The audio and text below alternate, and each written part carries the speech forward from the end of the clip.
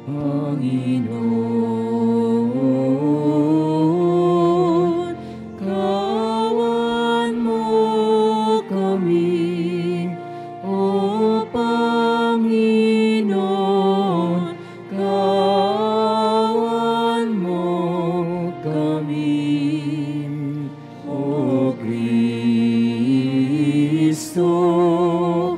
kawan mo kami. O Kristo, kawan mo kami. Panginoon, kawan mo kami.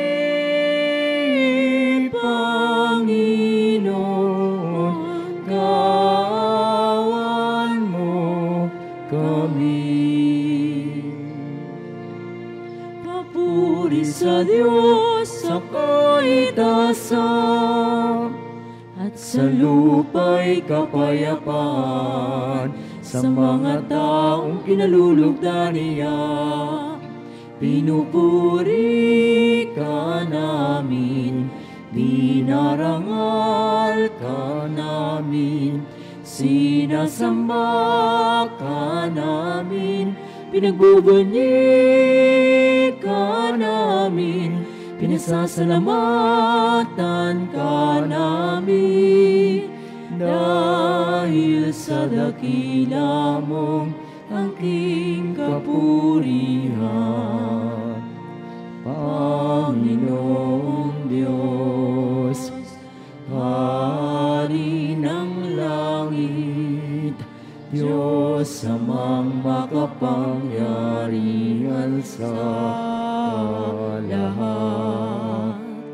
Panginoong Jesucristo, bugtong na anak. Panginoong Diyos, Kordero ng Diyos, anak ng Ama.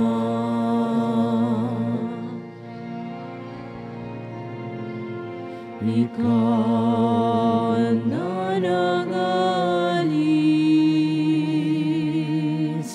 ng mga kasalanan ng sanlibutan, maawa ka sa amin. Ikaw na nagalis ng mga kasalanan ng sanlibutan, tanggapin mo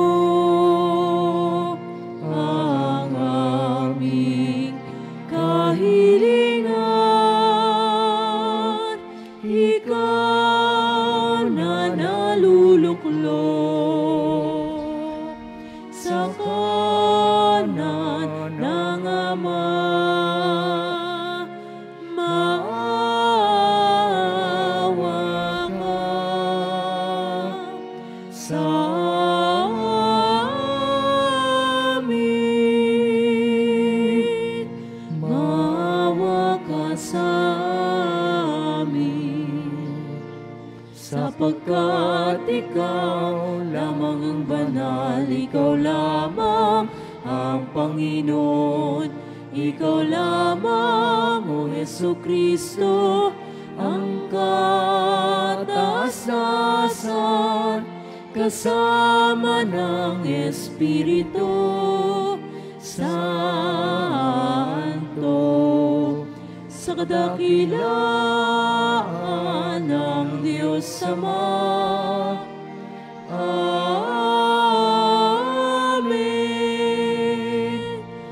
Amen.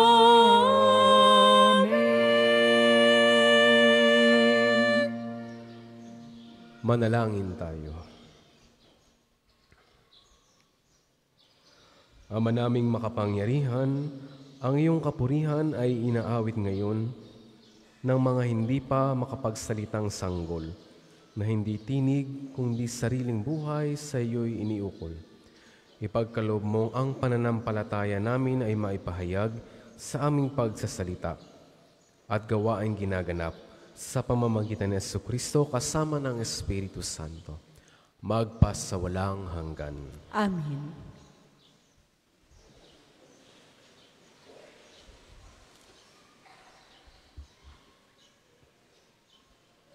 Pagbasa mula sa unang sulat ni Apostol San Juan. Mga pinakamamahal, ito ang aming narinig kay Jesucristo at ipinahahayag namin sa inyo. Ang Diyos ay ilaw at walang anumang kadiliman sa Kanya.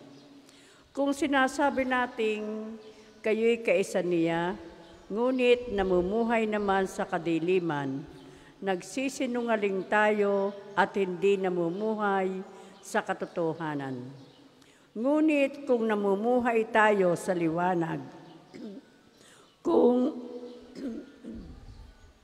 paanong siya'y nasa liwanag, tayo'y nagkakaisa at nililinis ng dugo ni Jesus na kanyang anak sa lahat ng ating kasalanan. Kung sinasabi nating tayo'y walang kasalanan, dinadaya natin ang ating sarili at wala sa atin ang katotohanan.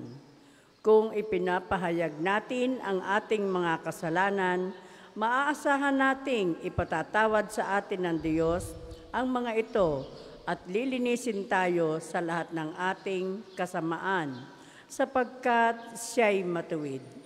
Kung sinasabi nating hindi tayo nagkakasala, ginagawa nating sinungaling ang Diyos at wala sa atin ang kanyang salita.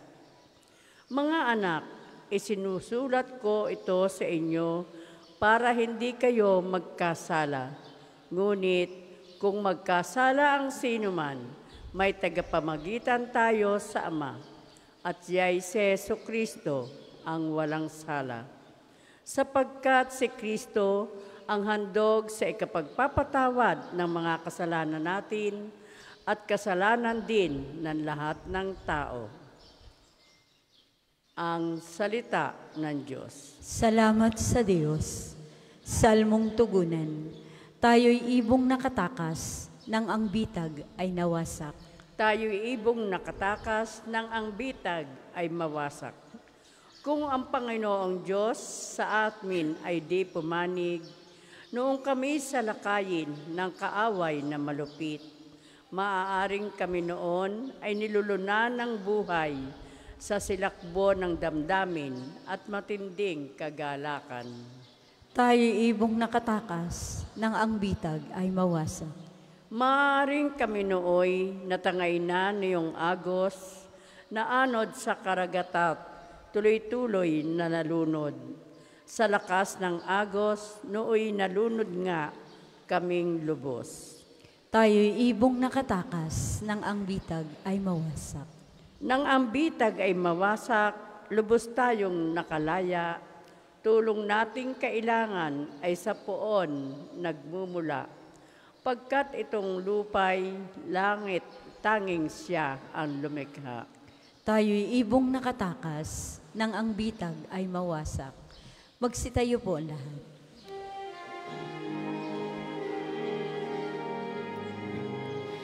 Alleluia, alleluia, alleluia, alleluia, alleluia, alleluia, alleluia, alleluia. Tanang martir na nag-alay ng sarili nilang buhay, sa iyo'y nagpaparangal. Alleluia, alleluia, alleluia, alleluia.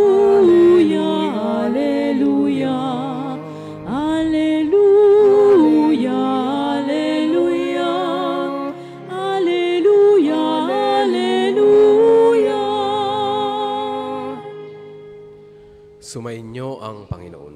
At sumainyo Ang rin. mabuting balita ng Panginoon ayon kay San Mateo. Papuri sa iyo, O Panginoon. Pagkaalis ng mga pantas, napakita kay Jose sa panaginip ang isang anghel ng Panginoon. Sinabi sa kanya, "Magbangon ka, dalhin mo agad sa Ehipto ang mag-ina. At huwag kayong aalis doon hanggat hindi ko sinasabi sa iyo, sapagkat hahanapin ni Herodes ang sanggol upang patayin." Kaya dali-daling bumangon si Jose at nang gabing iyo'y dinala sa Ehipto ang mag-ina. Doon sila tumira hanggang sa mamatay si Herodes. Nangyari ito upang matupad ang sinabi ng Panginoon sa pamamagitan ng propeta. "Tinawag ko ang aking anak mula sa Ehipto." Galit na galit si Herodes nang malamang siya'y napaglalangan ng mga pantas. Kaya't ipinapatay niya ang mga batang lalaki sa Bethlehem at mga palibot na pook, lahat ng may gulang na 2 taon pababa, alinsunod sa panahon ng paglitaw ng tala na natiyak niya sa mga pantas. Sa gayoy natupad ang sinabi ni Propeta Jeremias. Narinig sa Rama ang malakas na panaghoy. Tinatangisan ni Raquel ang kanyang mga anak. Hindi siya maaliw sa tindi ng kalungkutan dahil sa pagkamatay nila. Ang mabuting balita ng Panginoon. Pinupuri ka namin, Panginoong Heso Kristo. Magandang umaga po sa inyong lahat. Welcome po sa ating National Shrine of St. Padre Pio. At Merry Christmas po sa inyong lahat din. Ngayon po ay ika-4 na araw ng Kapaskuhan. Hindi pa po tapos ang panahon ng Kapaskuhan. Ito ay matatapos sa January or sa December 31. Binigay ng simbahan ang Octave of Christmas para ating masulit at mapagnilayan pa ang pagdating o pagkakatawang tao ng ating Panginoon na nangyari noong December 25. Kaya ito ang ika-4.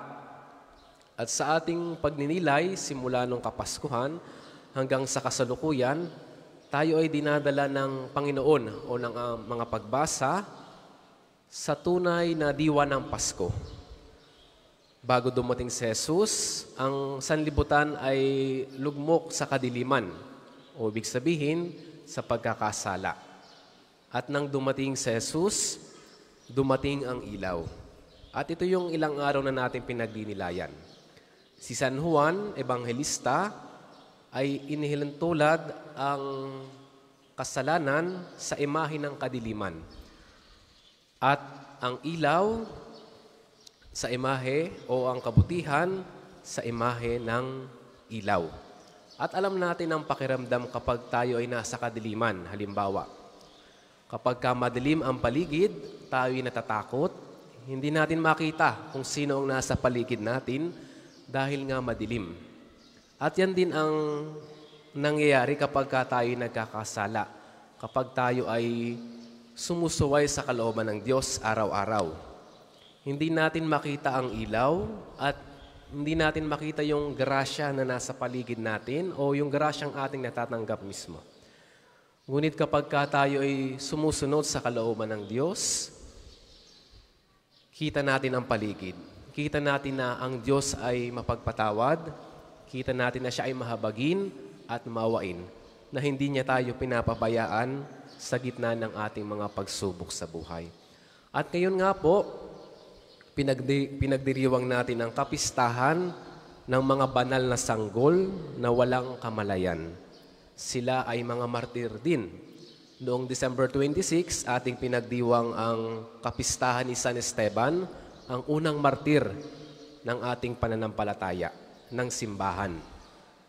Ngayon naman, mga martir din, kung tutuusin, mas nauna pa silang mamatay para sa Panginoon. Ngunit, sila ay mga bata pa lamang, mga sanggol. Narinig natin sa mabuting balita na si Haring Herodes, ito ang hari ng ipinanganak si Jesus. Ngunit siya ay masama dahil akala niya aagawin sa kanya ng Mesiyas na ito ang kanyang trono. Kaya naman, nang dumating ang mga pantas o yung tatlong hari para hanapin ang sanggol, nag-iba sila ng daan. Hindi na nila sinabi kay Haring Herodes na natagpuan nila ang sanggol na bata na si Jesus. Dahil alam nila na may masamang balak si Herodes kay Jesus.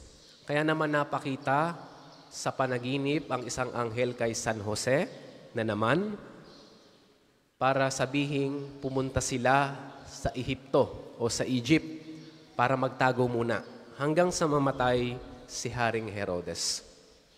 At dito makikita natin na si Herodes ay nabubuhay sa kadiliman talaga. Nagagawa niyang pumatay ng ibang tao. Sabi, pinapatay niya ang brother-in-law niya, kahit ang mother, at ang kanyang asawa, ipinapatay din niya, at ang kanyang ilang mga anak din. Nang malaman niyang may interest ang mga ito sa kanyang paghahari at kung ano-ano pang mga bagay. So si Haring Herodes ay kilala bilang isang parang baliw na tao na sakim sa kapangyarihan. Kaya naman itong mga batang sanggol, 2 taon pababa, ay ipinapatay niya ng ganun-ganun na lamang. Sinasabi ng mga eksperto na nasa 10 to 30 babies ang pinapatay ni Haring Herodes. At dito makikita natin na ang isang taong namumuhay sa kadiliman ay nakakagawa talaga ng mga bagay na hindi kaaya-aya, hindi maganda sa paningin ng Diyos at sa paningin ng mga tao. Kaya naman ang hamon sa ating ngayong Kapaskuhan ay tayo ay laging pumanig sa ilaw kay Jesus na nagkatawang tao talaga. Kung tayo ay tinatawag araw-araw na gumawa ng mabuti, piliin natin ang kabutihan. Tinatawag tayong magpatawad araw-araw, piliin natin magpatawad. Tinatawag tayo araw-araw na magtrabaho, alang-alang sa pamilya, tayo ay magtrabaho. Huwag natin hayaan sa isang araw na tayo ay magkasala. Though tayo ay mahina, ang Diyos ay laging nandiyan para tulungan tayo. O kung tayo man ay nagkasala, wag na wag po tayong magdalawang isip na magbalik loob sa Kanya. Kaya nga bumaba si Jesus para maging tagapamagitan natin. Alam niyang mahina tayo, ngunit alam din ng Panginoon na may kakayanan tayong bumangon sa pagkakadapa natin. At yan lagi ang hamon sa atin araw-araw, mga minamahal. Labanan ang kasamaan, iwaksi, at piliin ang kabutihan. Araw-araw po, maaaring magkasala, ngunit araw-araw, maaaring piliin naman ang kabutihan. Kaya naman anong dasal natin? Hilingin din ang panalangin ng mga batang sanggol na ito, na namatay dahil sa ating Panginoon, in place of Jesus Christ, para ang misyon ni Jesus ay magawa niya talaga. Hilingin ang kanilang mga dasal na sana kagaya nila, makapag-alay din tayo ng ating buhay sa Panginoon. Hindi man tayo mamatay sa pananampalataya, tayo naman ay namamatay araw-araw kapag tayo ay nagsasakripisyo sa ating buhay. Amen. Amen. Para po sa mga maghahandog ng sobre, pakihulog na lamang po sa buslo.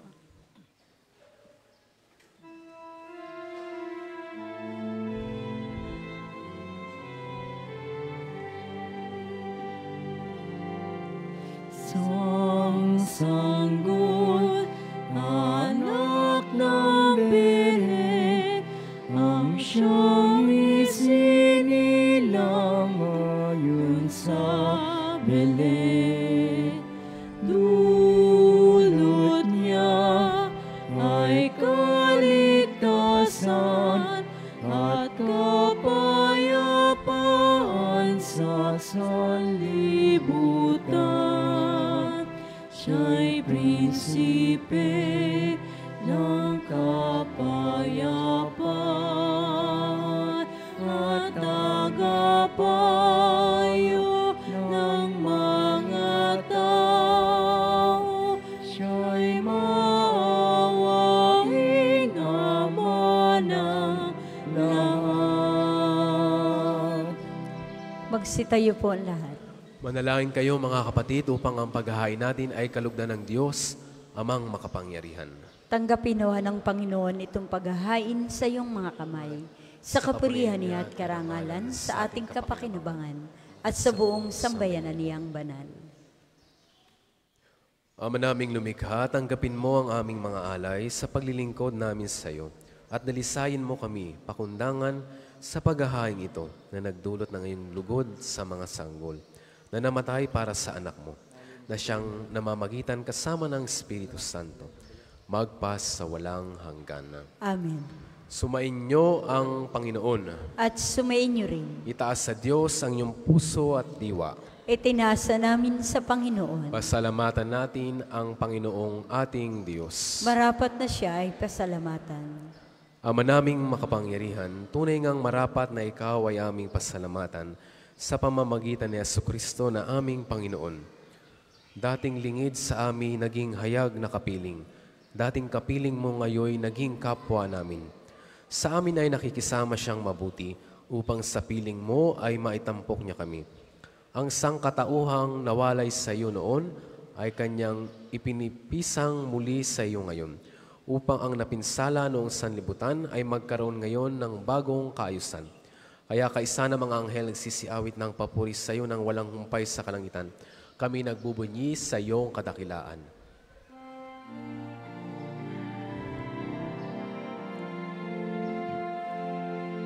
Santo, Santo, Santo, ang Panginoon Diyos, na makapangyarihan, ang Diyos ng mga hukbo.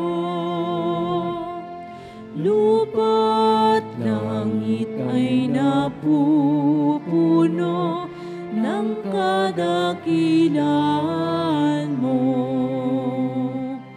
Hosana, Hosana sa kaitaasan. Pinagpala ang naparirito sa ngalan ng Panginoon. Hosana, Hosana sa kaitaasan.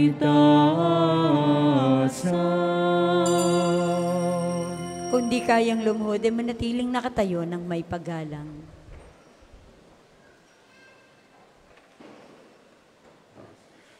Ama naming banal, dapat kang purihin ang tanang kinapal sapagkat sa pamamagitan ng iyong anak na aming Panginoong Jesucristo at sa kapangyarihan ng banal na Espiritu, ang lahat ay binibigyan mo ng buhay at kabanalan.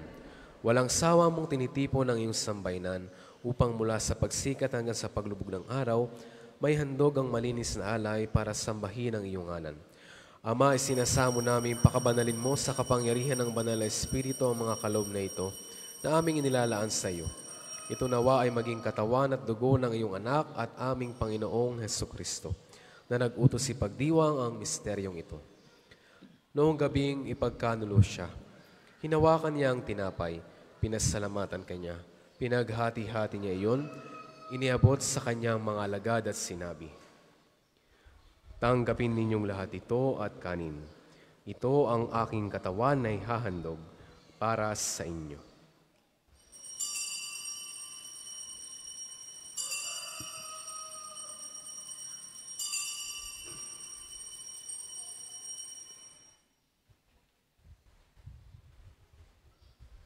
Gayon din naman ang matapos ang hapunan. Hinawakan niya ang kalis. Muli kanyang pinasalamatan, iniabot niya ang kalis sa kanyang mga alagad at sinabi, "Tanggapin ninyong lahat ito at inumin. Ito ang kalis ng aking dugo, ng bago at walang hanggang tipan. Ang aking dugo na ibubuhos para sa inyo at para sa lahat. Sa ikapagpapatawad ng mga kasalanan, gawin ninyo ito sa pag-alala sa akin.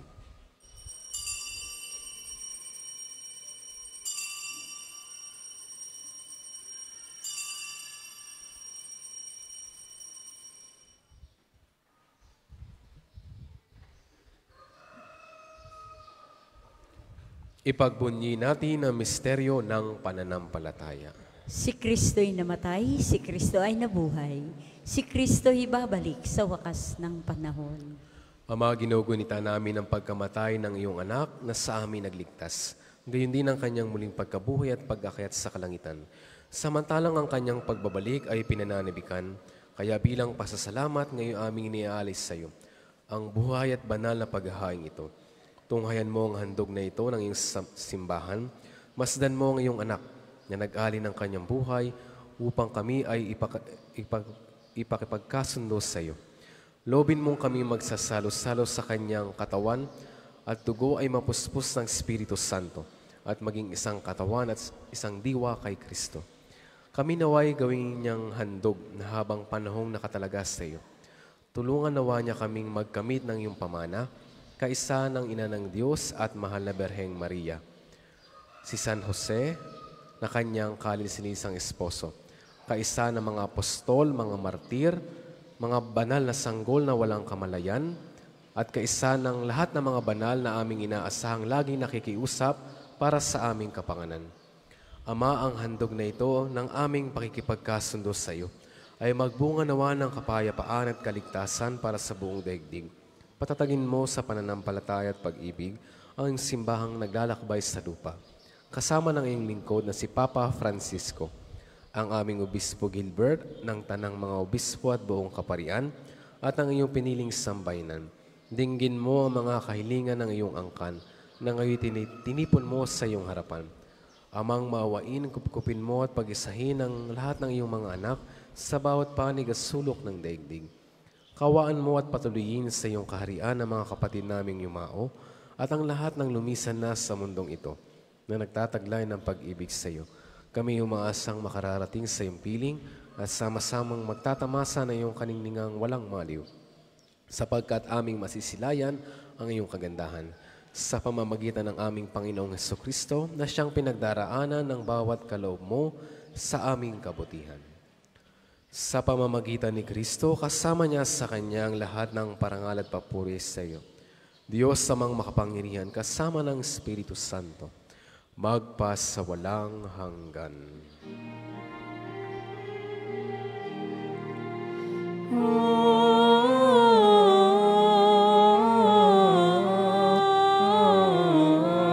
Amen. Amen.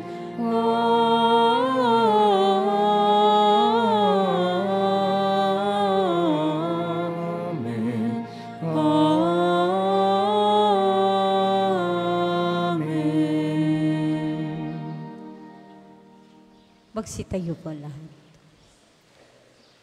Sa tagubilin ng mga nakagagaling na utos sa turo ni Jesus na Panginoon natin at Diyos, ipahayag po natin ng lakas loob. Ama namin, sumasalangit ka, sambahin ang ngalan mo,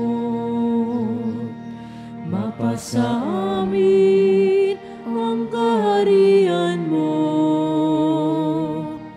sundin ang loob mo dito sa lupa para nang sa langit.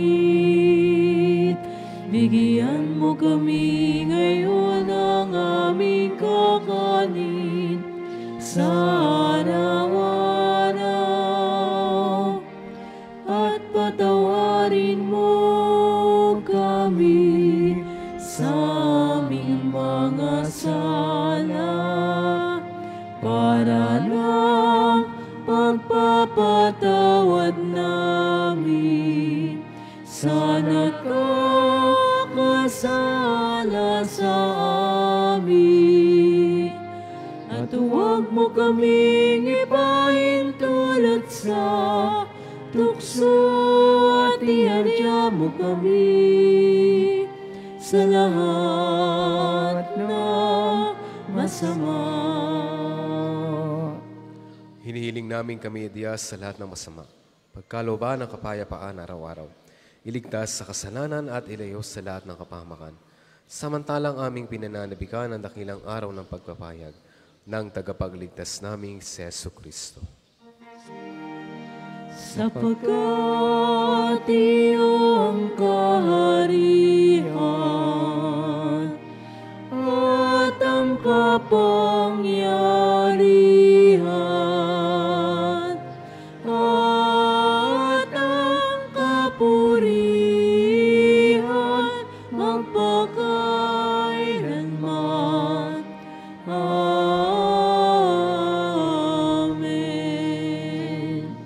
Panginoong Jesucristo, sinabi mo sa iyong mga apostol, kapayapaan ang iniiwan ko sa inyo, ang aking kapayapaan ang binibigay ko sa inyo. Tunghayan mo ang aming pananampalataya at huwag ang aming pagkakasala. Pagkalooban mo kami ng kapayapaan at pagkakaisa ayon sa iyong kalooban, kasama ng Espiritu Santo, magpa sa walang hanggan. Amen. Ang kapayapaan ng Panginoon ay laging sumainyo. At sumainyo rin. Magbigayin kayo ng kapayapaan sa isa't isa. Peace be with you. Kordero ng Diyos, sa nag-aalis sa mga kasalanan ng sanlibutan, maawa ka sa amin.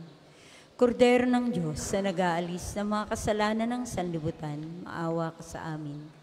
Kordero ng Diyos, na nag-aalis sa mga kasalanan ng sanlibutan, ipagkaloob mo sa amin ang kapayapaan. Kung hindi kayang lumuhod, ay manatiling nakatayo ng may paggalang.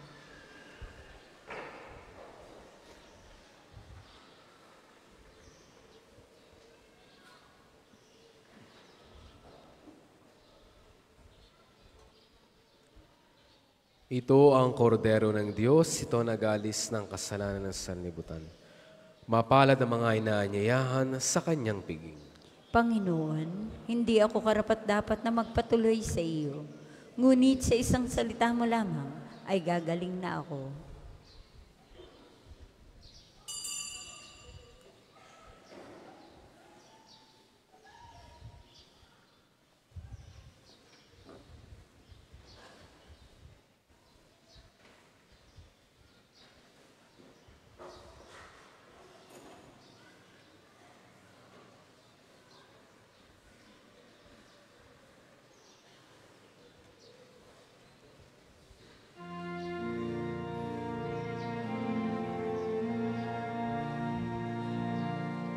Balang araw ang liwanag,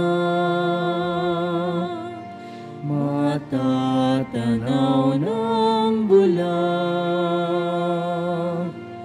ang kagandahan ng umaga, pagmamasdan sa tuwina. Balang araw mumutawi sa bibig ng mga pipi. Pasasalamat at papuri, awit ng luwalhati.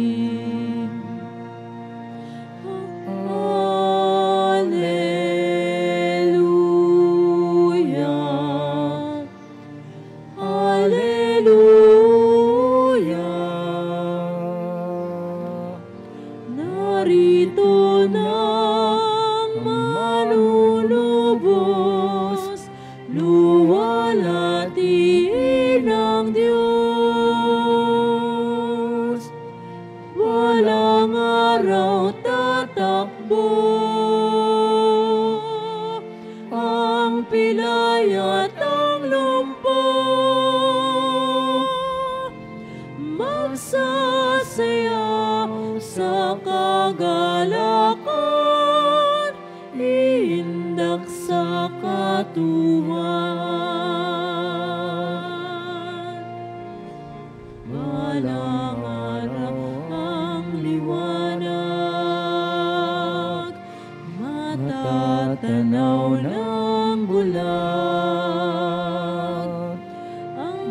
kagandahan ng umaga, pagmamasdan sa tuwina. Alleluia, Alleluia,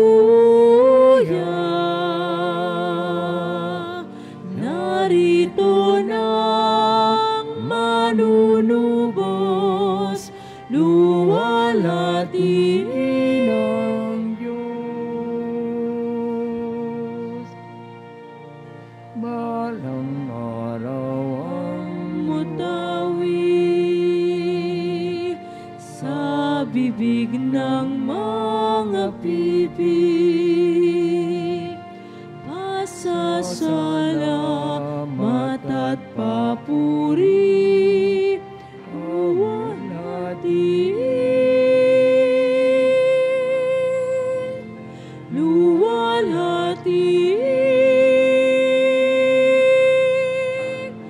luwalhatiin ng Diyos.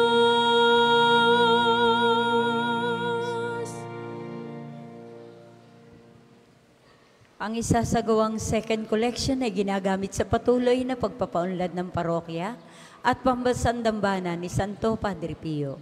Salamat po sa inyong handog.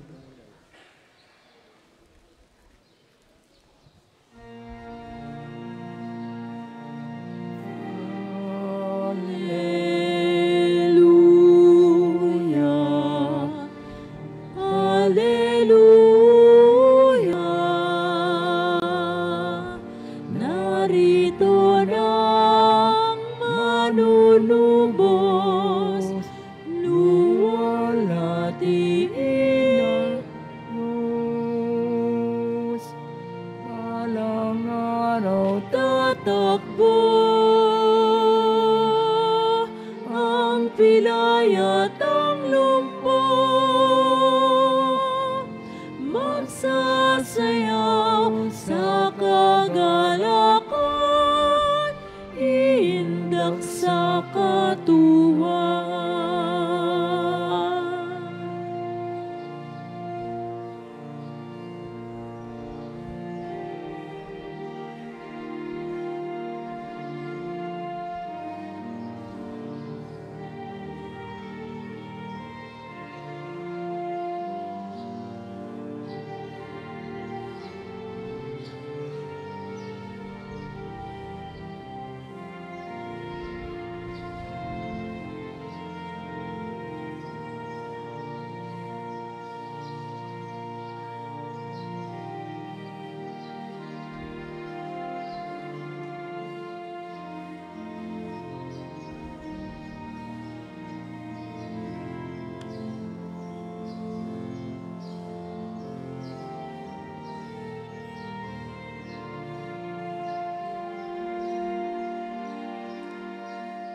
Sitayo po ang lahat.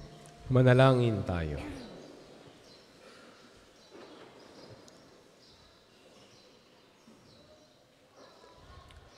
Ama naming mapagmahal, ang masaganang batis ng iyong buhay at kaligtasan ay padaluin mo sa mga nakikinabang sa banal na kapistahan ng mga hindi pa makapagsalita para ang iyong anak ay papurihan.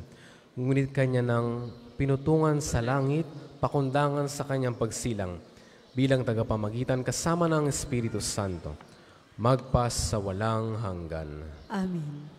Panalangin ng pagtitiwala kay Santo Padre Pio. Tayo pong lahat. Padre Pio, taga Pietrelcina, Mongheng Banal, Pintakasing Santo ng milenyong kasalukuyan, gabay namin sa pagtahak sa landasing makalangit, takbuhan sa pangangailangan, huwaran ng pagtitiis. Sa iyo namin inilalapit aming mga kagipitan. Sa iyo po'y binibilin kalusugan at kabuhayan.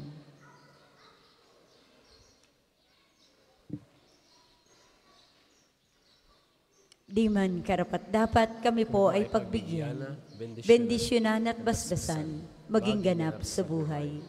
Lumayo nawa kami, umiwas sa kasalanan. Lumapit lagi sa Diyos, maging matatag at matibay. Sa mabuting balita ng pagliligtas, turuan mo kami nawa. Sa tuwina ay makinig, magnilay at sumampalataya. Amin pong pakiusap itong mga kahilingan. Puso ay nagsisisi, nagtitikang taimtiman. Di na muling magkasala, sunod lagi sa Diyos Amang, kaysa ng Espiritu at ni Jesus na tagapamagitan. Amen. Magsiupo po muna para sa ilang paalaala. Una po sa inyong pagdalaw sa pambansang dambana, mangyaring pakaingatan ng inyong mga personal na gamit.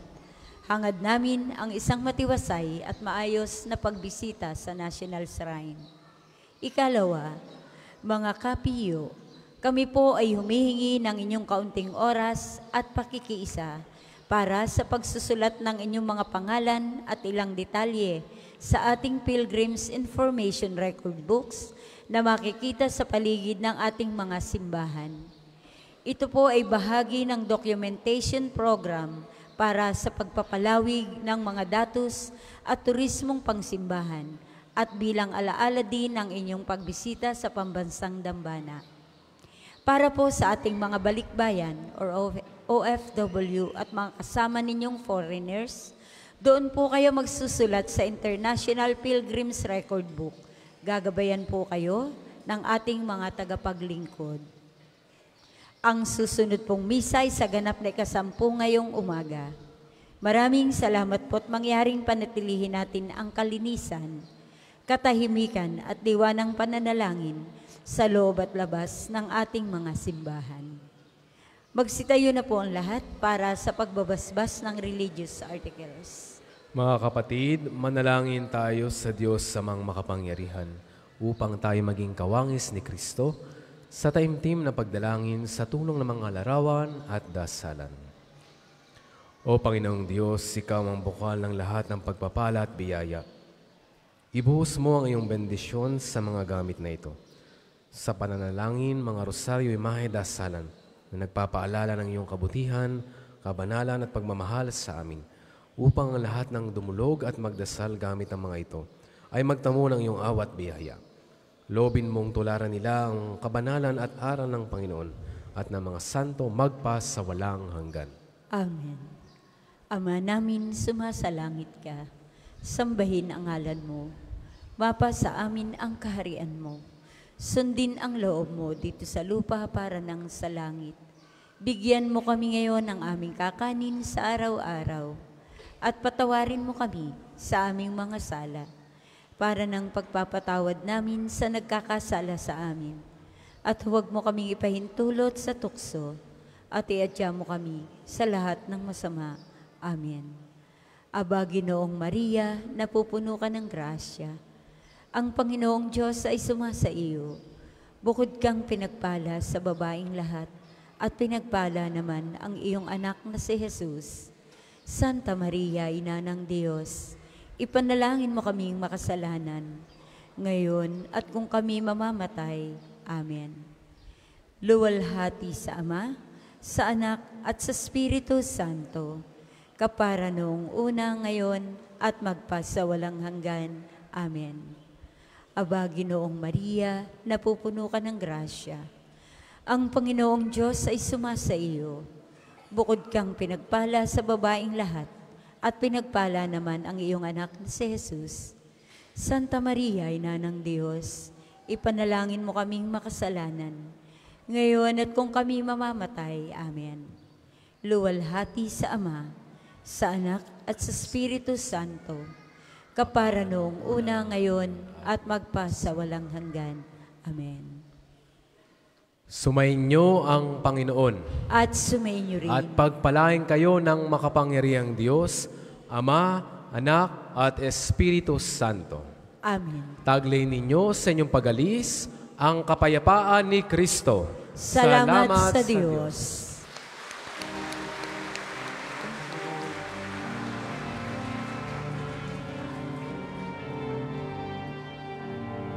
Ang Pasko ay sumapit, tayo ay magsiawit ng magagandang himig. Dahil sa Diyos ay pag-ibig, nang si Kristo'y silang, may tatlong haring nagsidalaw, at ang bawat isa ay nagsipagandog ng tanging alay.